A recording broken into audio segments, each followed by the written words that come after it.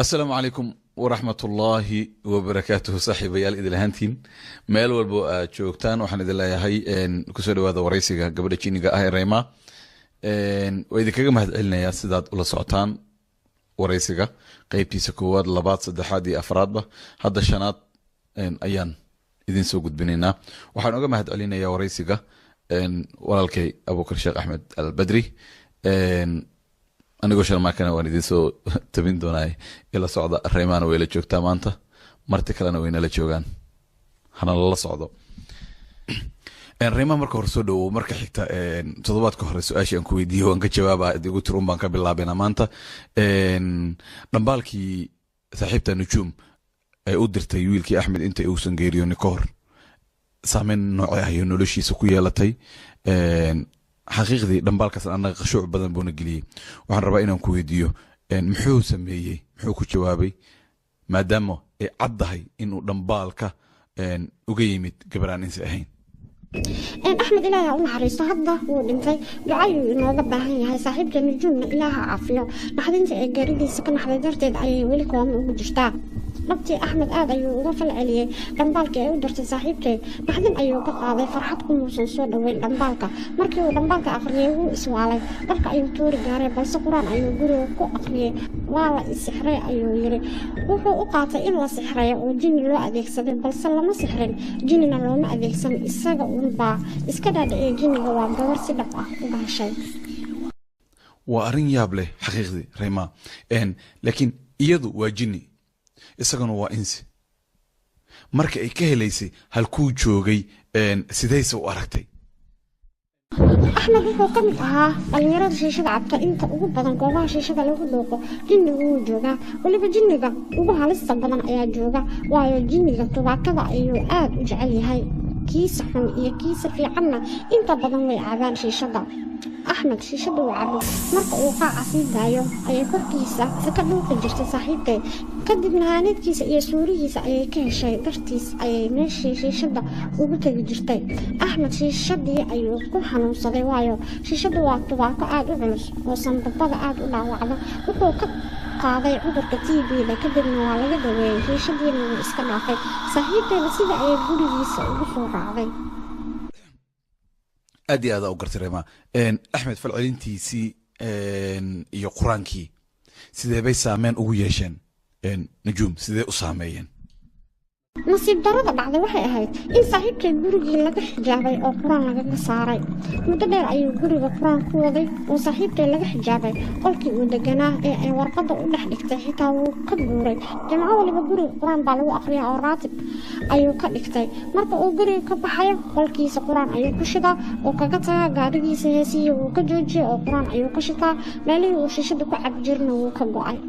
marka qaar heer wuxuu gaaray haddii uu si caadi ah u jirracoodo inuu moodo in ay nujuum afuufayso markaas ayuu qayliyaa acuudu billaah ayuu yiraahdaa dadkii dhan ayaa la yaabay wiilku wuxuu u dhaqmay wax waashay oo kale quraan akhris ayaa lagu waday muddo dhowr bilood ah saaxiibkay dambaalkii naxariista badnaa ee u dirtay Axmed waxay ka dhaxashay inay aragiisa weyso in muddo ah wiilkii ay jeclayd iyo iyadiina shanfaroodle ayaa kala irdeeyay waayo haddii xitaa uu u naxariisan lahaa iyagii baa quraan iyo dhaawid la daba kacay oo wiilku kule uu waashay isagiina wuxuu aaminay inuu sixray ugu dambeydii xaaladiisa waa ay soo ronaatay Axmed xitaa waxaa jirtay rajo ah inuu nujuum jeclaan doono saansaan wanaagsan ayaana ka muuqatay inta uusan qaraxa ku dhiman waan ku gartay Reemaa inta quraan saarka uu ku socday Axmed iyo Daawida maxay sameyn jirtay saaxiibta Nujuum miyay ugu tagi jirtay gurigiisa siduusa quraanka u saameeyay ayada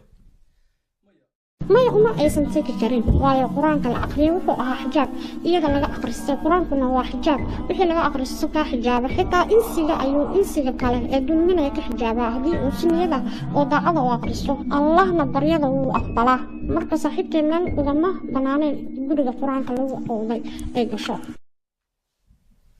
وان قرتي ريما صاحبتها مركي قرآن كأو أقرصتي أحمد مويسي مسوي لي ويأرك كرتي aragti way arki kartay balse sidii ay markii hore ugu dhaweyd ee habeenkii dhan iskala joogi jirtay uguma aysan soo dhawaan karin riyadiisii sidii ay ugula haasaawi jirtay waa ay weysay mararka uu guriga ka soo baxo ee uu gaarigiisa meel inta dhigo kadib ayay sheeda ka daawan jirtay fursadaas ayay joogto u raadin jirtay waayo waxay ahayd fursadda keliya ee ay haysatay waa xilliga keliya ee uusan qur-aanka u daarnayn ama uusan akhrinin ee uu xijaab la-aan yahay mararka uu qur-aanka afka ku haysto ma arki karin wuu ka xijaabmayay waan gartay reema sida aad ii sheegtay galabtii aan gurigaaga joognay axmed muddo kadib wuxuu yareeyey qur-aankii uu isaga xijaabi jiray najuum kadib najuum waxa ay dib u bilowday in ay la xiriirto oo dhambaale hor leh oo dirto axmed arrintaasi wax iiga sheeg fadlan najuum wax kale ayay heshay fursad ay axmed ugu dhawaato axmed gurigii hore ayuu ka guuray gabar ayuu la saaxiibay gabadhaas ayaana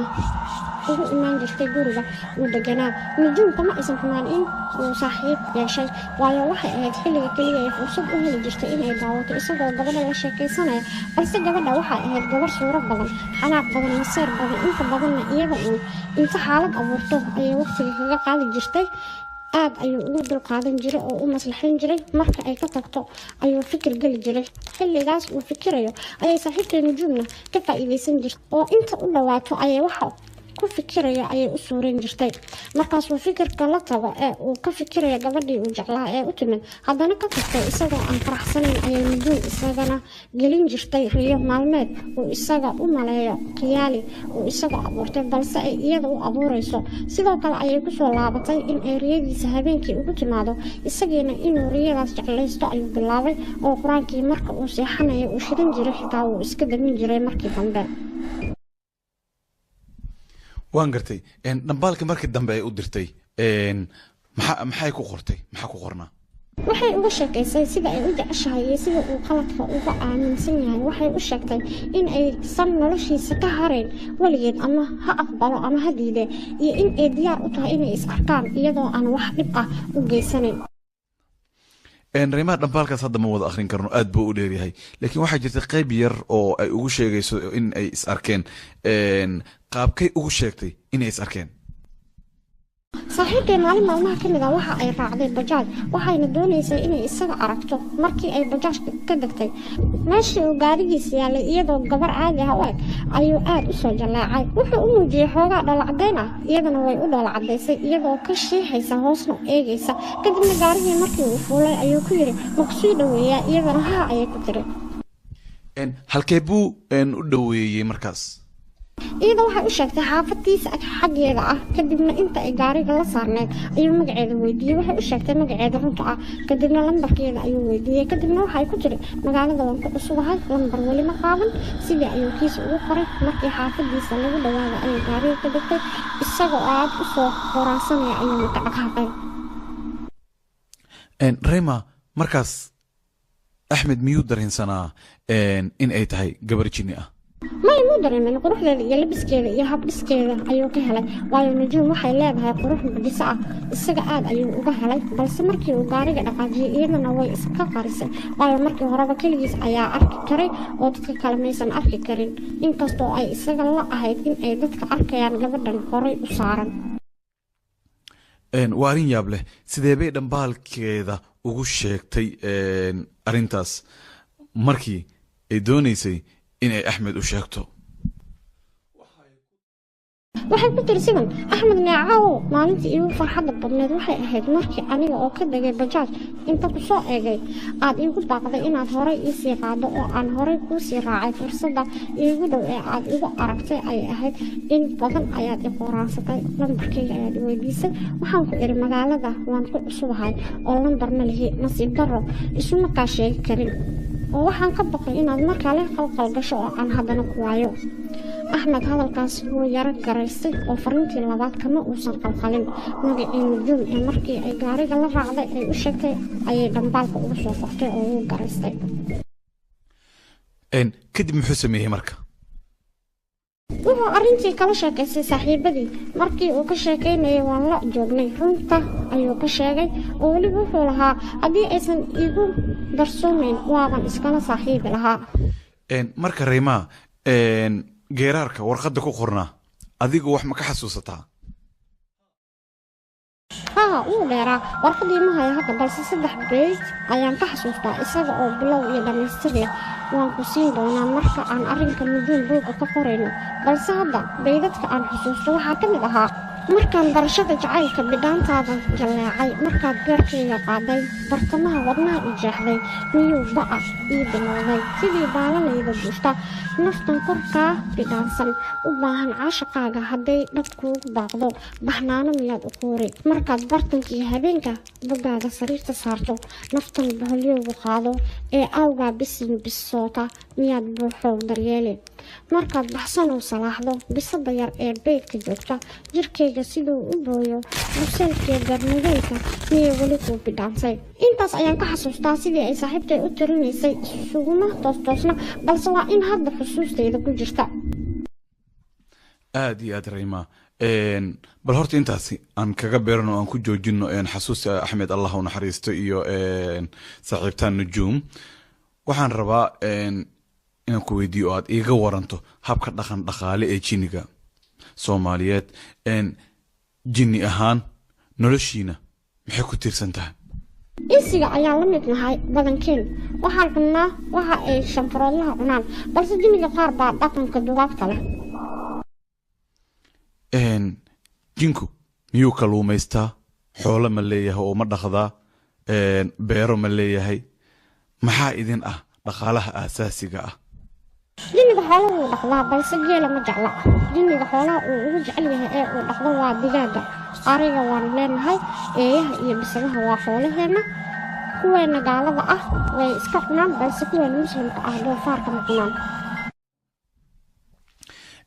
Rayma waxaa la sheegaa in jiniga uu aad u jecel yahay hilibka digaaga taas miyay jirtaa tusaale haddii qof inta uu habeenkii hilib digaag cuno isaga oo aan gacmaha saabuun isaga dhaqan jiifto marka uu hurdo waxa uu imaanaya jinni gacmaha ka leefleefaya hilibka digaaga haddii aad cunto oo aad meel mugdi ah aad marto waxbaa ku soo eryanaya waa jinni hilibkaas soo raacay marka hilibka digaaga waa cuntada uu jinniga ugu jecel yahay cuntada labaad ee aan ka helno waa kalluunka waa sababta aan badankeen xeebta u degan nahay Rayma maanta waxaa la jooga saaxiibkii Cabdiraxmaan xaqiiqdii marar badan buu ka weydiiyay inuu ku barto maanta marka ila soo hadlaysana waan kuu sheegay haddana Cabdiraxmaan inuu ku salaamo rabaa marka Cabdiraxmaan kaale Rayma Cabdiraxmaan waa qalqalaysa caadi waa Rayma waayahay jinniga ma leeyahay faqiir iyo taajir xaafadda la yidhaahdo suuqiya galeen waa xaafadda isku raranta ah ee ay degan yihiin jinka saboolka ah qaarkood xitaa gurig ma haystaan oo buushash ayay degan yihiin qaarkood wax ay cunaan ma haystaan oo duruftooda waa mid aad u sarreysa qaarna waaba tuugsadaan Rayma dadku waxay aaminsan yihiin in jiniga awood ay leeyihiin oo wax walba ay ogaan karaan in ay lacago iyo dahab insiga siin karaan arrintaasi ma jirtaa oo sax miya waxna way ka jiraan waxna waa been wax waa ka jiraan oo jinnigu wuxuu ogaan karaa wax aan insiga ogaan karin balse qofna xoolo ma siin karo hadda haddii aan doono in aan hantideeda qayb kaa siiyo sida keliya ee aad kaga faa'iidaysan karto waa in aad soo gasho nolosha jinniga haddii aad dunidaada insiga gasho xoolihii waxay kaaga harayaan nolosha jinniga balse xoolaha inta uu jinni insi siiyo uu insi haysan karo ma jiraan sida kaliya ay ku jiri karaan waa inuu qofkaas waalan yahay oo qashinada ku nool yahay noloshaasna uu isaga u arko nolol qurux badan halka ay dadka u arkaan mid qurun badan jiniga hilibka digaaga dadka ku raaca Rayma ma jirtaa meel uu u badan yahay si lisaga ilaalin karo meelaha qabuuraha ku yaalaan haddii agagaarahaaga qabuuro ku yaalaan adiga oo hilib digaag cunay oo aan saabuun ku dhaqin ha aadin haddii aad hilib digaag cunto iska jir in aad aado meel qabuuro u dhow ama aad habeen meel mugdi ah lugayso Rayma ka waran dadka inta xeebta liida tago jibsiga iyo digaaga inta soo qaataan take away ahaan u soo qaataan la soo baxaan wadada la soo marayaan maxaad kula talin lahayd